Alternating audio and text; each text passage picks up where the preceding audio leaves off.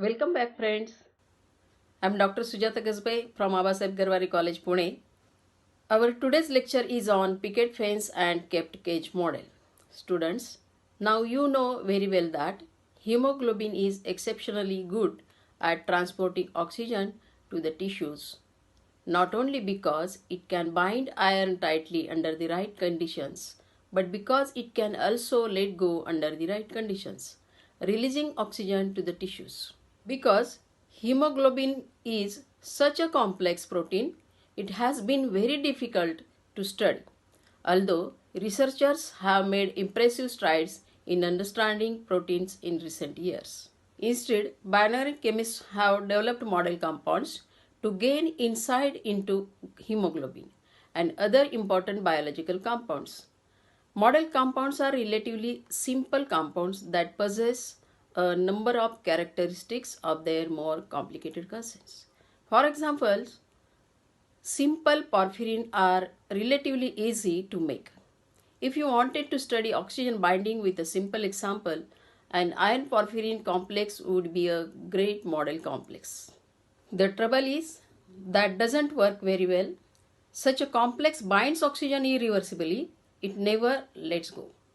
Part of the problem is that the oxygen bridges to other iron porphyrin complexes, which wouldn't happen in hemoglobin. In hemoglobin, the heme is buried and protected within the protein. The laboratory of James Coleman at Stanford University has been involved in modeling hemoglobin for decades.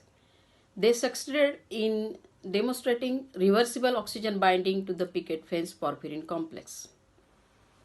If free heme in an aqueous solution is exposed to oxygen, it is converted immediately into a mu oxodimer in a stepwise reaction as shown in slide.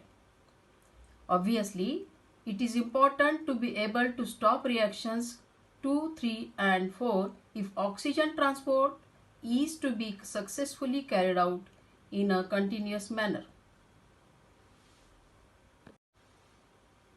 The fact that the heme unit is wrapped around by the huge polymeric protein sheath has suggested to researchers that it may be functioning as a steric block to prevent the reaction 2 from occurring. In order to test this hypothesis, a model compound called picket fence porphyrin was synthesized. Its design incorporated sterically hindered substituents on one side of the porphyrin. The Fe2 plus complex of this porphyrin undergoes oxygenation reversibly without undergoing the irreversible reactions 2, 3 and 4. This means that the sterically hindered substituents prevent two such units to come together to form a mu oxo complex. If we extend this logic to the naturally occurring system, the role of the protein would be also to prevent the irreversible mu oxo complex formation. Steric hindrance on one side or on both provides a pocket for small molecules to bind, and for O2 prevents the bimolecular contact of two iron porphyrinato species that would lead to irreversible oxidation.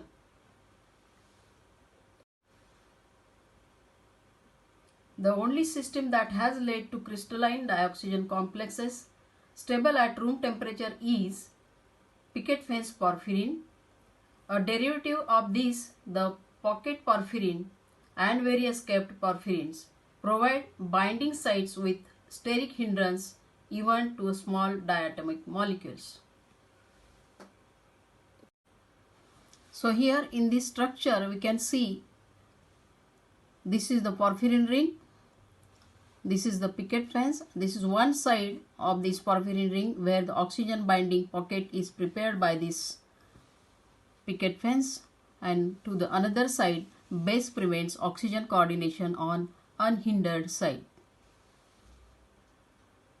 So students, in the next presentation we will discuss the remaining part of the role of iron. Do watch it. Till then, take care of yourself. Bye. Thank you.